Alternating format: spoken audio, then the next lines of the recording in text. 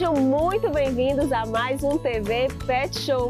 E olha, se eu fosse você, não saia daí porque o programa tá incrível. Dá só uma olhadinha no que nós preparamos. A doutora Mirza Mello nos fala de um paciente pra lá de inusitado que foi até a OptiVet, o peixe-boi.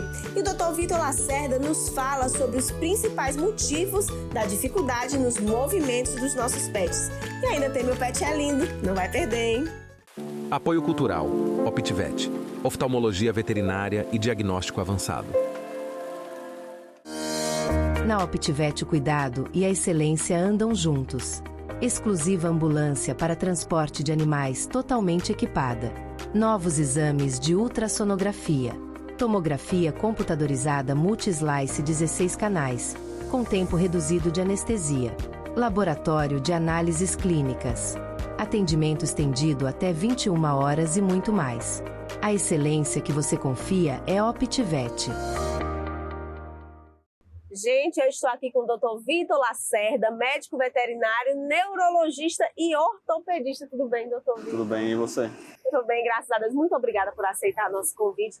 E a gente vai falar de um assunto até um pouco delicado. E eu acho que tem coisas que a gente vai falar aqui que muita gente em casa não sabe, assim como eu não sabia também. Vamos lá. Eu vou começar com pergunta polêmica, doutor. Se o meu cachorro para de andar, eu tenho que levar para quem? Para o ortopedista ou para o neurologista? Bem, é uma pergunta realmente bem difícil, porque não tem uma resposta simples. Pois esse paciente, esse cão ou gato que parou de andar, pode ter tanto um problema ortopédico quanto um problema neurológico. Mas se a gente colocar aqui uma situação, um cenário mais possível, em que o paciente para de andar, a gente vai associar esse problema com uma afecção na coluna. E então a gente pode encaminhar esse paciente para um neurologista, né, já que é o profissional, é a especialidade que tem uma maior gama, um maior leque de diagnósticos diferenciais de doenças relacionadas ao sistema nervoso, que podem, no geral, fazer com que o paciente, com que o animal pare de andar.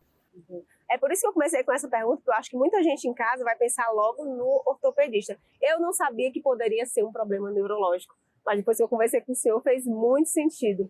Agora, uma dúvida que eu tenho. O meu cão, que é idoso, ele sempre vai apresentar um problema na locomoção? Ele corre o risco de parar de andar ou não? Então, o paciente idoso, fisiologicamente, ele vai ter mais alterações nas articulações. É um processo natural. Vai existir um desgaste articular ao longo da vida desse paciente, desse animal. Isso não significa que ele vai parar de andar, né? Isso não significa que ele vai apresentar sinais clínicos relacionados a uma doença articular degenerativa articular ou hérnias de disco, por exemplo. Também muitos cães idosos, eles vão ter múltiplas protusões de disco, que não necessariamente vão gerar uma clínica, né? Às vezes tem só algum desconforto na coluna, igual ao ser humano. A gente fazendo analogia para o ser humano, sim, a gente vai conhecer muitas pessoas mais idosas que vão ter sempre aquele desconforto, alguma coisa ali que em algum momento pode aparecer, da mesma forma. Doutor Vitor, e o cão jovem, ele pode apresentar algum problema ou isso é mais raro? No caso, se ele apresentar, é mais grave? É uma coisa que a gente tem que se atentar mais? Então, existem raças que são mais predispostas a terem hérnias de disco, por exemplo, que é o diagnóstico diferencial que a gente tem mais comum, tá, na veterinária. Quando um cão ele para de andar, a primeira coisa que a gente vai pensar é hernia de disco. Por quê? Porque realmente a incidência é maior, não significa que seja a única, tá? E existem raças que têm uma maior predisposição a ter as doenças de disco, as discopatias, as hérnias de disco, que são as raças braquiocefálicas no geral, por exemplo, o bulldog francês, o bulldog inglês, os pugs, shih tzus, o dachshund, que é o salsicha. Então, são cães que a gente classifica como condrodistróficos. O que é isso? São cães que eles têm uma maior predisposição, eles têm uma degeneração da cartilagem ali ao redor do disco mais rápida, né? Eles degeneram tem uma predisposição a degenerar.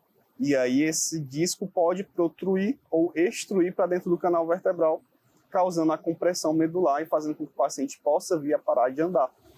Né? Então, mesmo pacientes jovens, 2 anos, 3 anos de idade, por eles terem essa predisposição genética de uma degeneração de cartilagem mais rápida, eles podem sim ter, e não é incomum de ter uma discopatia, uma hérnia de disco ali gerando uma compressão.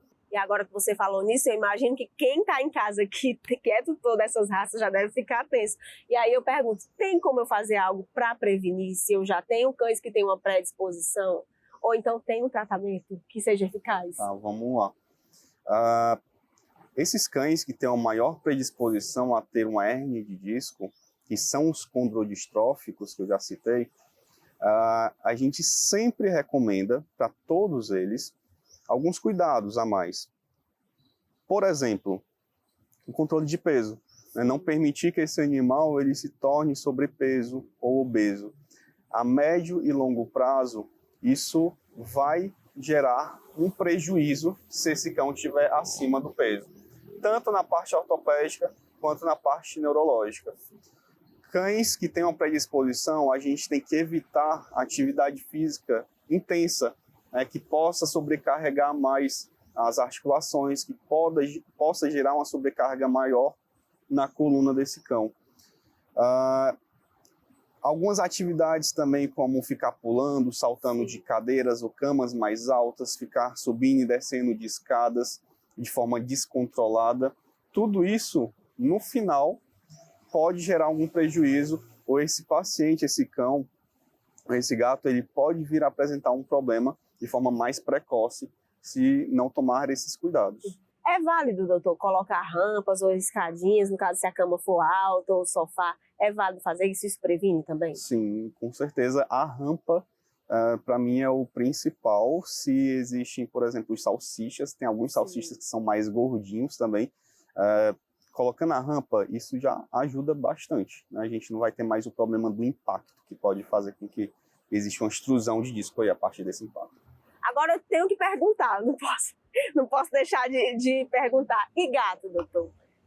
Como é que acontece com gato? É mais difícil, é mais fácil de tratar? Gato a gente não vê tanto na nossa rotina se tornar paralítico ou ter uma fraqueza muscular como os cães, tá? Por uma hérnia de disco, por exemplo.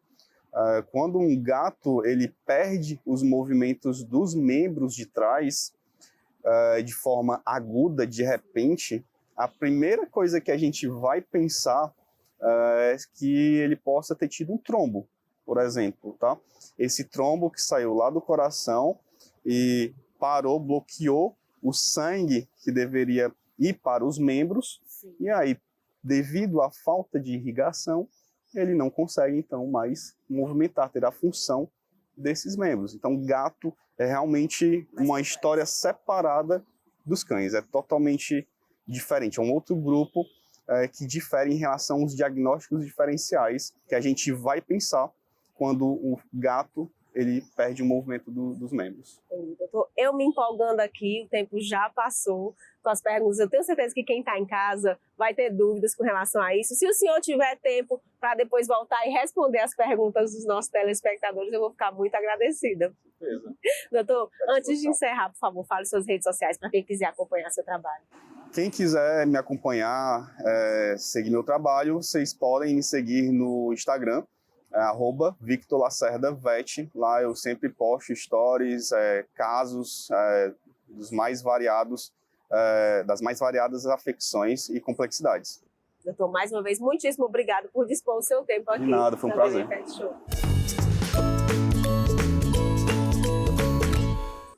Minha pet dica de hoje é: se o seu cão, o seu gato, parou de andar de forma aguda, leve imediatamente para uma avaliação com um neurologista, pois o tempo é um fator crucial que favorece o retorno da função dos membros do seu animal.